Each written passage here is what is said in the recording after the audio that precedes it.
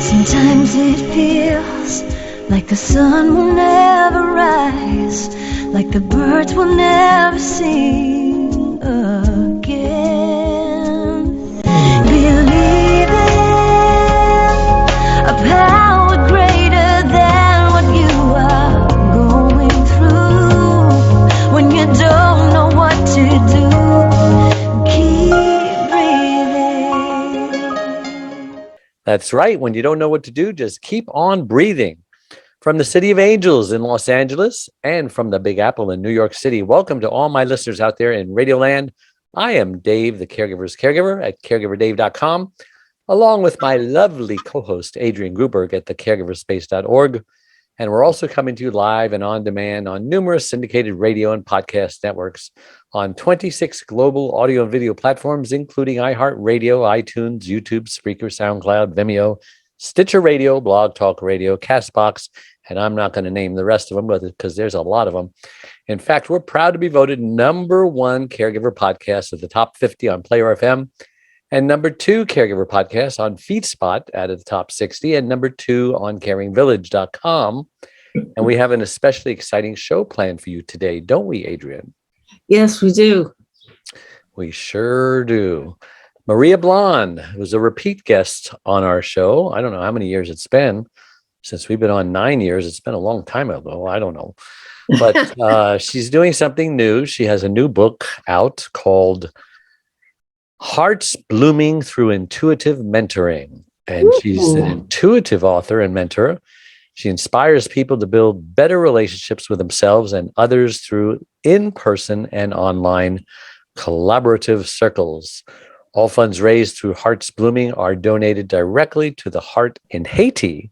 Anyway, we're talking about creative caretaking.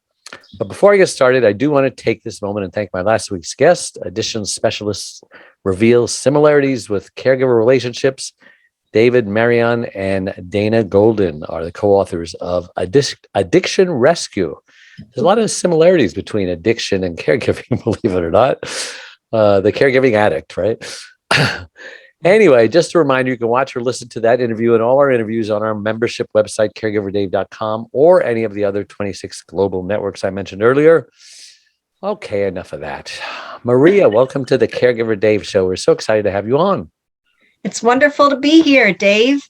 And Adrian, thank you so much for hosting me. This is really exciting. Sure. Is there a Haiti school or a school in Haiti, or is that just the name of it? Oh, the Heart in Haiti School. It's a school we started in 2010 with our family after the earthquake in Haiti.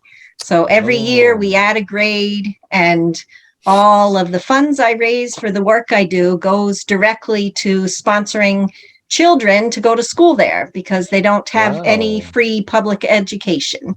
Well, it's not cheap to build a school, I would imagine, especially in Haiti.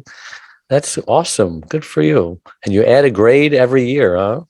Yes, we're up to 11th grade, so 2 more to go until they graduate. If there were more people like you in the world, Maria, this world would be a wonderful place. Oh, thank you. Well, if we each do our own part, then we keep making the world a better place. I know, but we don't do our own parts, do we? Well, some of us are. We certainly are. I know. They're few and far between. The vast majority just aren't doing their part. We need to, I think the problem isn't with guns or with, politicians. It's with the heart of man. We need like a revival of just empathy and sympathy, and we need to change the hearts of men and women all over the world, and that I think would take care of it. Anyway, let's get started. I don't know where that came from. Well, I think we change hearts when we slow down and we think about things. So caregivers, our lives are slowed down when we're working with people who have special gifts. And so we slow down, we look at the world from a different perspective. My youngest brother, Evan, was at the level of a 3-month-old his whole life. And so, when I see somebody in a wheelchair, I think, wow, they can talk. They can move around. They can sit up by themselves. They can dress themselves. I just have a whole different perspective because my brother slowed us all down to realize how well our bodies work overall. And then, when some abilities are taken away, then we offer new abilities and new perspectives. So everybody who we come into contact with is a gift and here to teach us something. Yes, and you're right. Caregivers are wonderful people who could change the world if only they had time, because they're so busy caregiving. And my wife is in a wheelchair, and I envy her because her feet never get tired for walking a mile, because she rolls a mile or spends 5 hours at the supermarket. I can't do that. I got to get in my own wheelchair. Anyway, I'm on a lot of tangents today. Who are your supports for inspiration and creativity when you are caretaking? And why do you like the word caretaking as opposed to caregiving? Isn't it better to give than to take?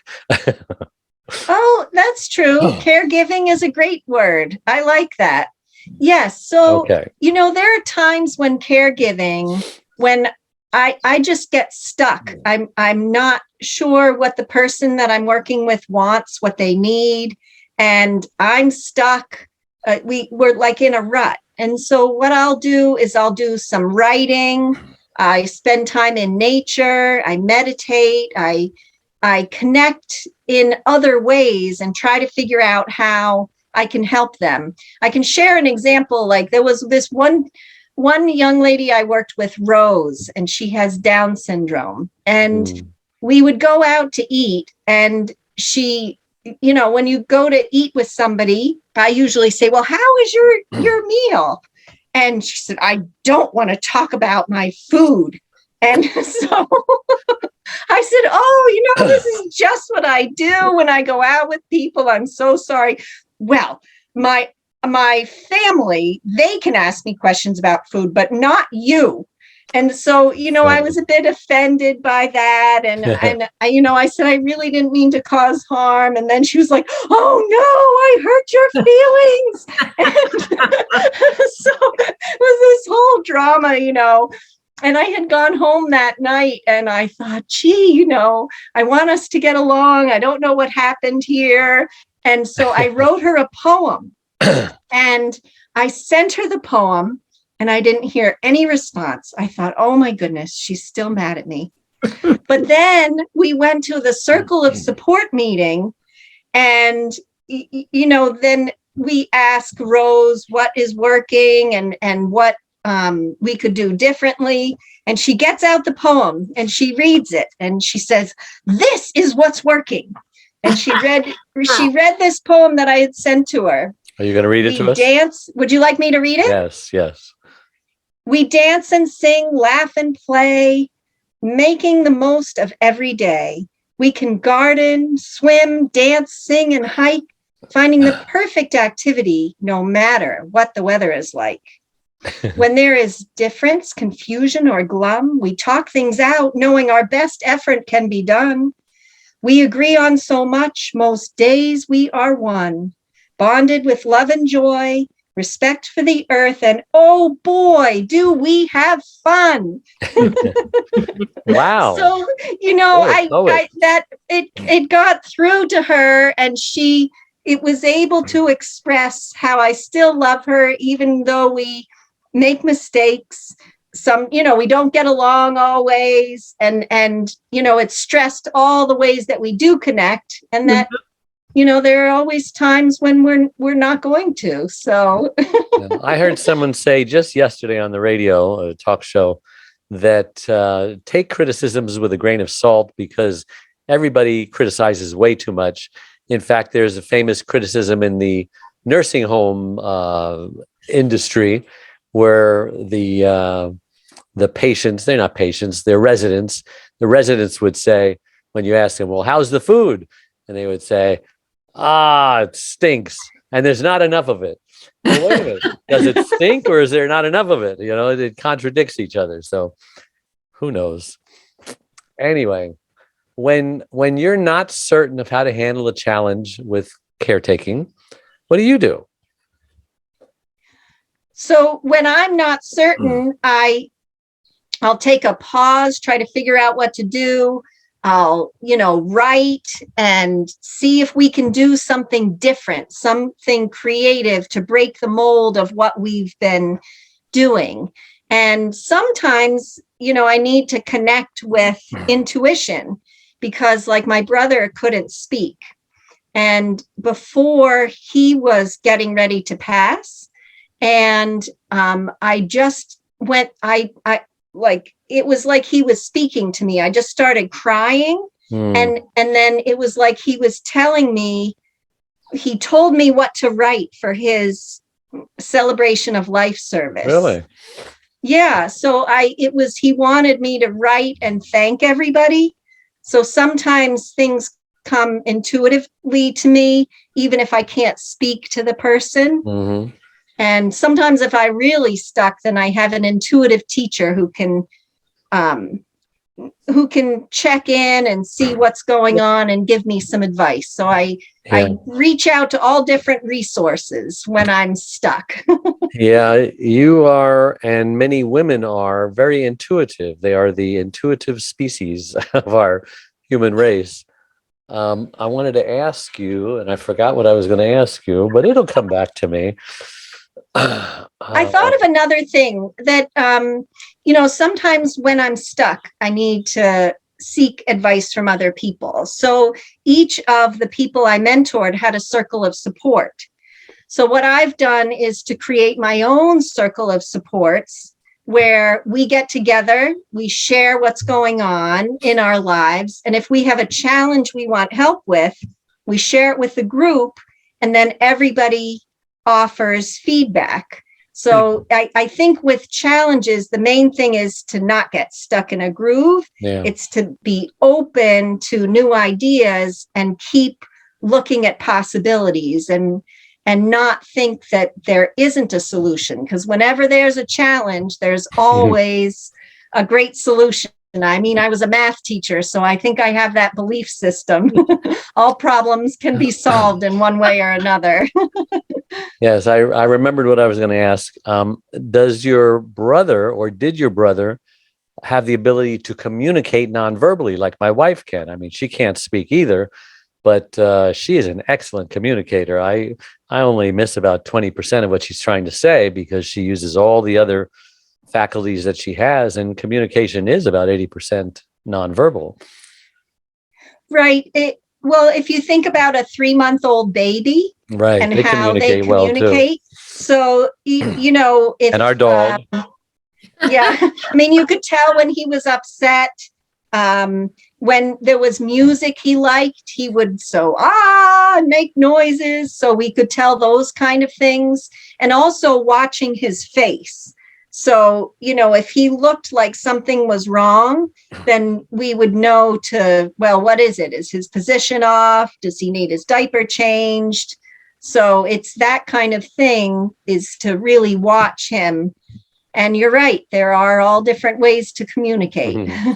We babysit our new great-granddaughter, who's now 19 months old, and she also can't speak, of course.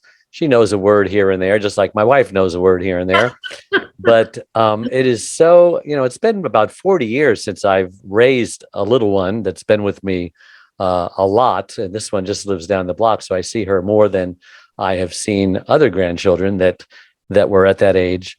And so I'm just marveling at the brain of a child that just learns and learns and learns. I mean, she can basically understand anything I say, which is amazing at 18 months. I have no memory at 18 months, but I told her, look behind you. And she looked behind you. She knows all this stuff. I guess it's like learning a foreign language. You understand more than you can speak. And if she wants to do something or take me somewhere, she'll grab me by the hand and pull me into another room. Or she'll, bang on the window and she'll say, bubbles, bubbles. She wants to go in the jacuzzi. I mean, she just has a way of talking. And so I'm surrounded by 3, I want to say people, but one of them is not a person. It's a dog. I'm surrounded by 3 entities who can't speak: the baby, my wife, and the dog. And I'm just marveling at how communication is so not verbal, you know? That's true. And also, communication from you, when our hearts are open and we are kind to people, people can feel that. Yeah. And so that's one of the most important parts of communication, is to have our hearts open, to listen, to pay attention, to watch, and to let people know that we love them. Even if they can't reply, we can speak to them, we can sing to them, we can play and go for walks. And there's so much that we can do to uplift people around us. Yeah. Adrian and I are both optimistic people, but every now and then we come across someone who we are tempted to say, there's no hope for that person. I mean, I've tried everything and I'm just giving up on them. But every time I hear myself say that, I say, no, you shouldn't give up on anybody. There's always hope, no matter how unlikely it is. Adrian, am I right? Do you feel that way about some people? I've accepted at this point in my life, I can't change anyone. Yeah. You just have to know when to just live and let live, and accept the fact that, okay, this is not someone who wants help even. So what do you do about when you're tempted to say there's no hope, Maria? Well, I try to understand the situation.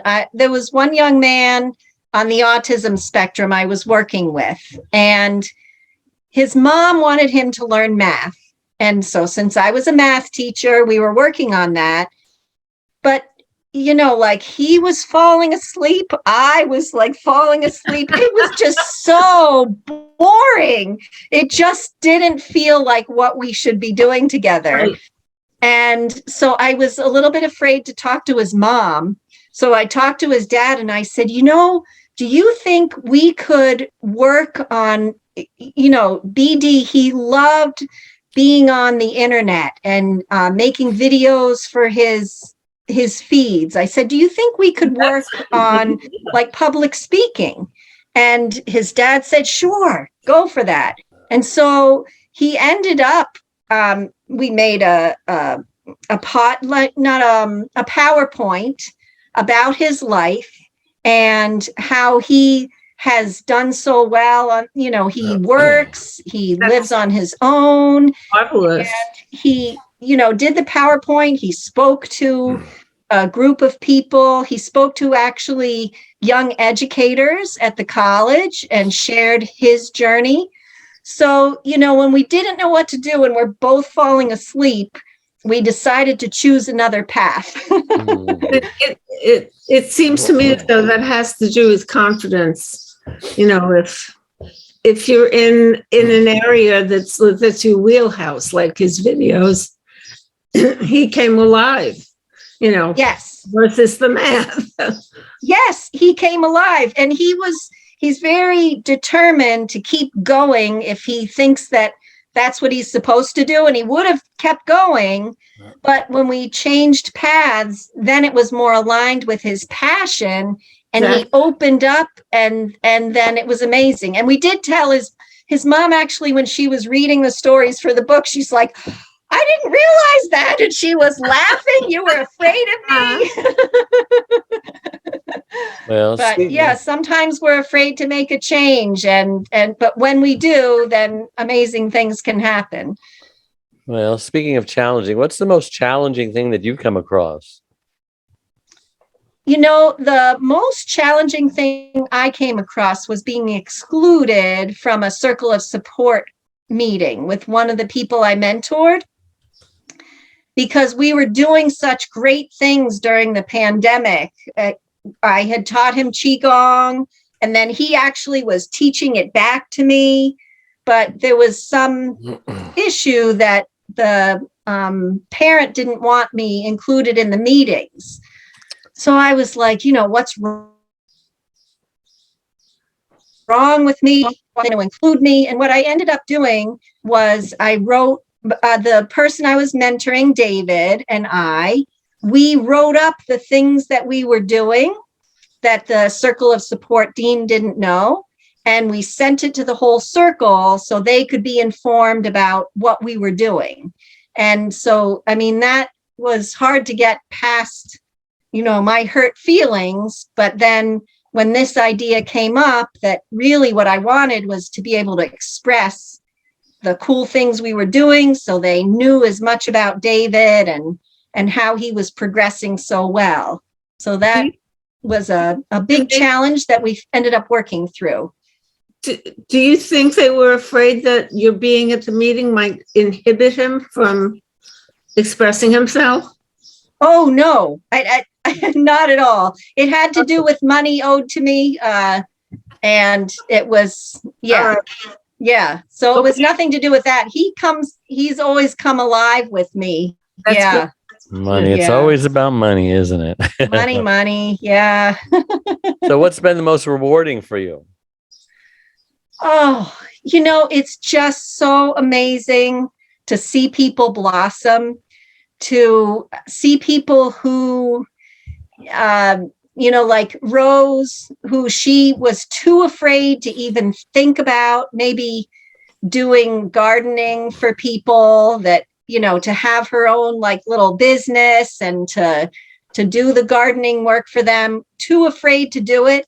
And then to have her confidence built over time, and to see her making up business cards, and to have her make up a song related to the gardening work that we were doing. So she went from like, oh, this is too scary, to I'm going to sing a song about what we're doing. I mean, it was just spectacular. So you know a lot about being a healthy caregiver, but are you susceptible to burnout as well? I mean, how do you take care of yourself? Oh, absolutely. I am susceptible to burnout. There was one time Rose and I had gone to the theater to watch this movie called The Biggest Little Farm. And she was having a hard time. She had some habits that it was because of a virus she had, and she would keep scratching her head. And I had worked too much. I realized that I had too many hours that I was with her, and I wasn't patient with her like I would have wanted to be. And I realized too late that she was doing this, pulling at her hair, which was driving me crazy, but she wasn't making.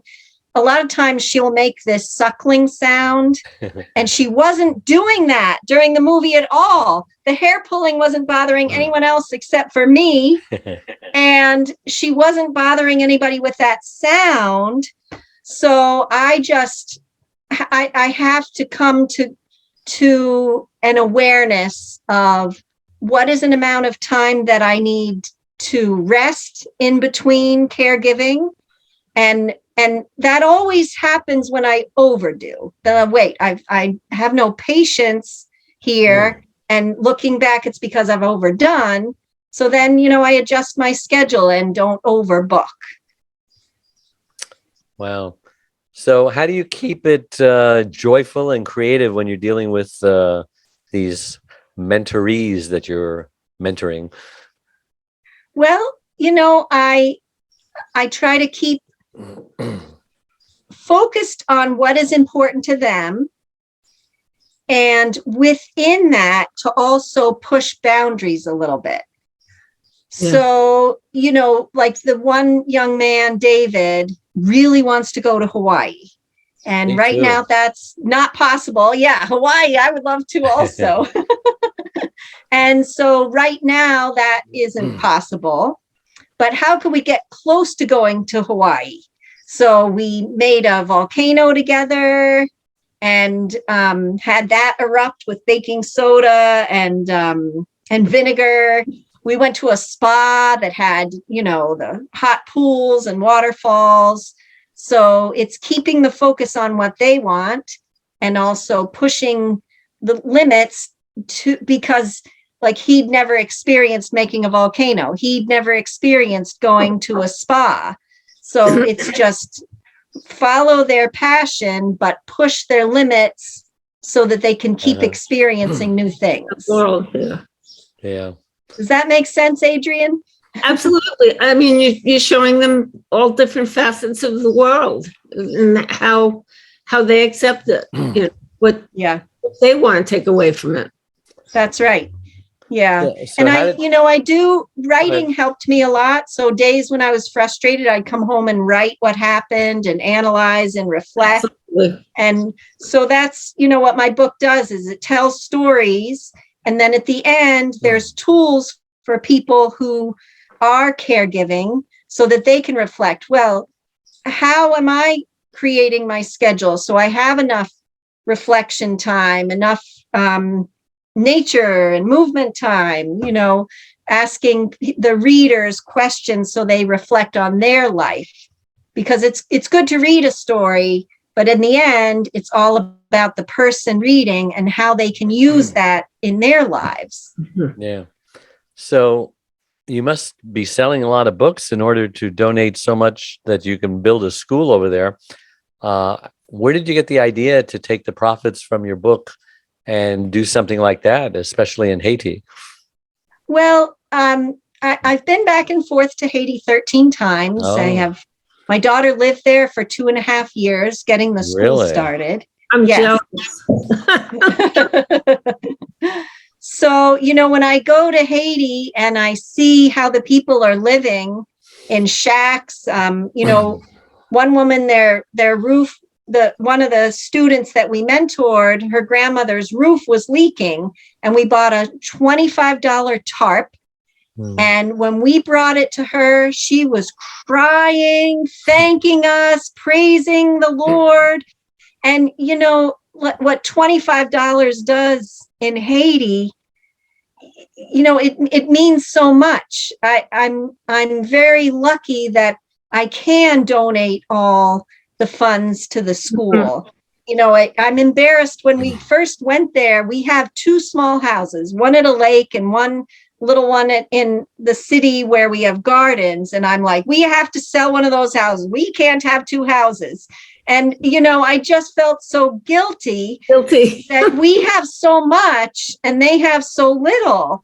And so it makes sense that all the money would go to them. And it just feels so good. So people sponsor a student at the school in Haiti, and then they can join our circles. We have a circle with different themes all the time where we support each other. And then there's another writing circle where people who are, wanting to write more and express themselves get support that way. So it's a win-win. They're supporting a student in Haiti, and they're also in a circle that supports themselves. Wow. Well, what is it that you want people to get out of the book? Because we're running out of time, and then you can tell us how they can get a hold of you and how they can get the book. All right, great.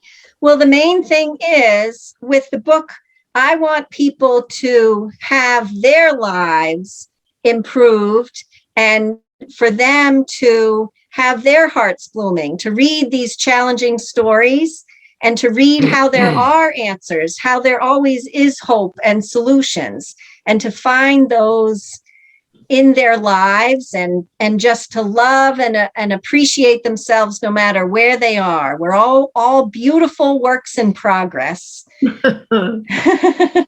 Wow. And so if anyone wants to check in with me, you can go to heartsblooming.org, and there's books and information about our circles.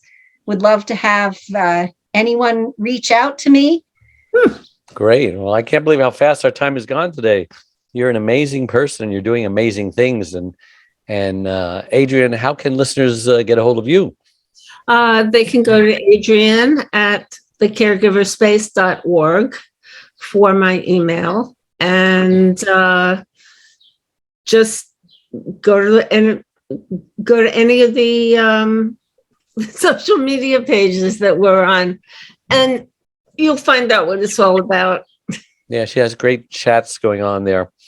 Also, remember that all our live shows become recorded podcasts on your favorite platforms that I mentioned earlier.